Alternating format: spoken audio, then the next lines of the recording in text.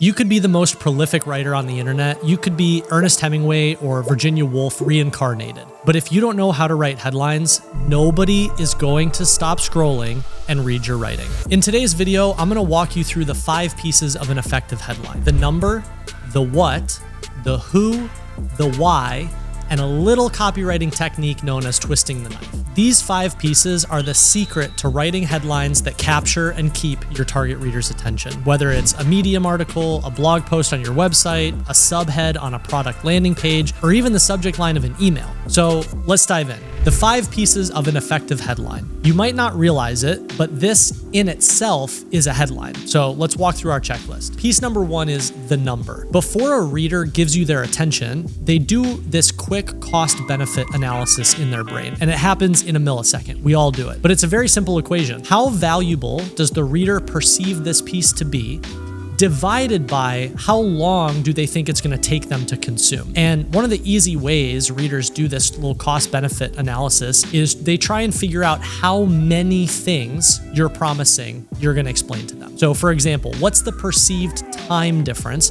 between these 2 headlines? Headline number 1, 3 steps to brainstorm, build, and sell your first digital product. Or headline number 2, 300 steps to brainstorm, build, and sell your first digital product. It's the same idea. They both promise the same value and end result, but the first one says this will only take 3 steps, aka this won't take you very much time.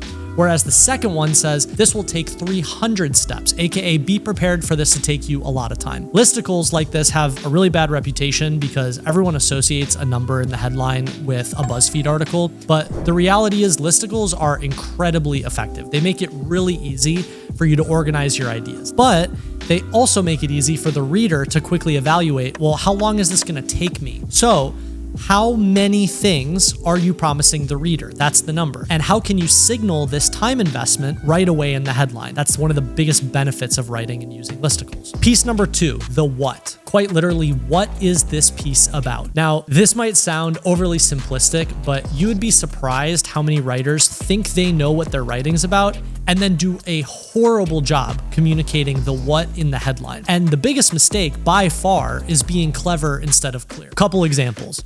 Whispers in the wind, or a lesson for the ages, or disrupting the world 1 pixel at a time. Okay, if any of your headlines look or sound like this, congratulations. You have officially mastered the art of repelling readers, because here's what you think is happening. Scroll, scroll, whispers in the wind.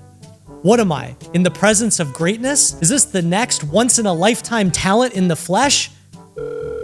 Karen? Cancel my afternoon. No, I need to sit here and give this piece my full attention. Obviously, I'm using an extreme example, but this is what every single writer who writes clever headlines thinks is happening on the other side of the screen. Do you want to know what's actually happening? They go scroll, scroll, whispers in the what? Nope. The reality is, if the reader doesn't understand what your writing is about, they aren't gonna sit there and try and figure it out. They're gonna go right back to watching cats swing from ceiling fans on TikTok. Basic rule of thumb, if confused, the reader is gone. Which is why, right there in the headline, it's so important for you to make it painfully clear to the reader what you are giving them. Are you giving them habits? Are you giving them templates? Are you giving them personality traits? What are you giving them? So going back to our own headline, what are we giving the reader? We're giving them the 5 pieces of an effective headline. Okay, that is what this piece is about. But notice how the entire piece would change if we changed part of the what. So imagine if the headline said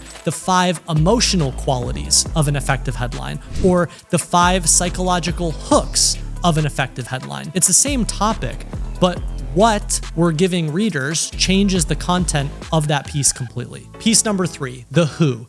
Now, the who in the headline is the intended audience, and this can either be explicit or implied. For example, the who in our headline here is implied, the 5 pieces of an effective headline. Who is this for? Well, there's no audience named directly, so it's implied this is for anyone who wants to learn how to write an effective headline. But if we wanted to, we could make the audience more explicit by naming a specific niche audience directly. Notice how the headline changes when we do this. The 5 pieces of an effective headline every political speechwriter should know. Okay, so notice how by naming a specific audience, the way you interpret whether or not this topic is for you completely changes. Little pro tip here, I feel like most people don't know this. If you're brand new to writing online and you aren't sure how to get the attention of a specific audience, the best thing you can do is name that target audience in the headline for two very specific reasons. First, if you put political speechwriter in the headline, for example, if that's the target audience, anyone who associates with that title or is even remotely interested in that topic or that type of career is going to see themselves in your headline. It's going to resonate with them, which is what makes them click. That's the whole game of writing on the internet. But the part most writers don't know is that social platforms and search engines have evolved quite a bit over the years. And every single word in your headline, and even in the body text of whatever you're writing, is getting crawled, organized, distributed into different people's feeds. Even if you have 0 followers, you're a total beginner. All you have to do is name the audience in the headline, and the social platform will take care of the rest. Which leads to piece number 4, the why. The last piece of the headline is the why. And this is the piece I notice so many writers either forget or overlook. They think, I don't need it, it's not that important. Quick context for you, I've been writing on the internet since 2007. I've written thousands of articles under my own name. I've ghostwritten thousands of articles under other people's names. I've racked up over 500 million views on my written content. I can tell you firsthand experience, the why is the most underrated part of any headline. The why is your mini sales pitch to the reader. Because if you really want them to click and read, if you really want them to give you their attention, you can't just tell them what your piece is about. You have to tell them why it's in their best interest to stop and give you their full attention. And that means telling them one of two things. Either read this to unlock this positive outcome, or read this to avoid this negative outcome. Here we have, let's go through the checklist. How many? The 5. What is this piece about? Pieces of an effective headline. The who is implied. It's anyone who wants to learn how to write an effective headline. But we aren't telling the reader why. We aren't telling them, and if you understand how to write an effective headline, here's what happens. So notice how much stronger our headline gets when we add this piece in. The 5 pieces of an effective headline that guarantee readers will give you their full attention. Why would someone read this? Yes, because they want to know the 5 pieces of an effective headline, but really because they want to know how to get readers to give them their full attention. Or let's do the negative outcome. The 5 pieces of an effective headline. Without these, you'll never become a successful writer. Oh no, right? Why would someone want to read this? Yes, because they want to know the 5 pieces of an effective headline, but really they want to know how to avoid this terrible negative outcome. Which leads us to piece number 5, twisting the knife. If you aren't familiar, twist the knife is a copywriting term. It really just means giving the reader more.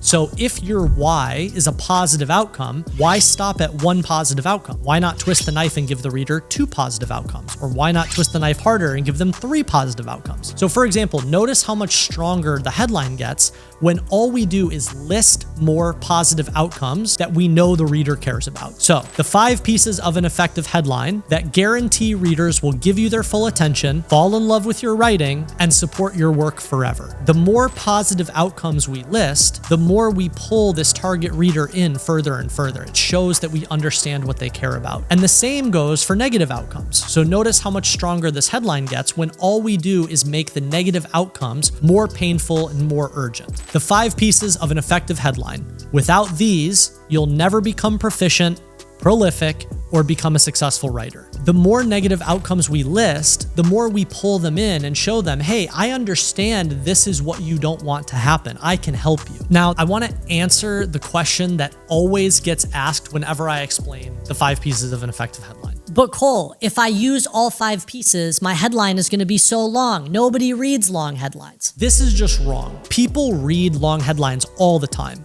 As long as the headline is clear and relevant to the reader doesn't care if it's 3 words or 13 words. The reader just doesn't want you to waste their time. And wasting their time has nothing to do with word count, and it has everything to do with clarity of message and value. So are there some platforms that constrain you when it comes to headlines and word count? Sure. The headline of a YouTube short, for example, should be 6 words or less. The subject line of an email should ideally be 9 words or less. That's true. But the mistake is that writers start with this constraint and then try to find something quippy or clever to cram into 6 or 7 words, and that's not the game. The game is for you to go through this exercise, get all 5 pieces of an effective headline on the table, really get clarity over what you're giving the reader, who it's for, why should they read it, and then go through the process of whittling it down to fit the constraint of the platform. My name's Cole. On this channel, consider me your digital writing mentor. So if you want to become a successful writer in the digital age, click that subscribe button, send this video to that friend of yours who keeps saying they want to start writing but can't seem to hit publish. We all have one. And let me know what follow-up questions you have in the comments. Till next time.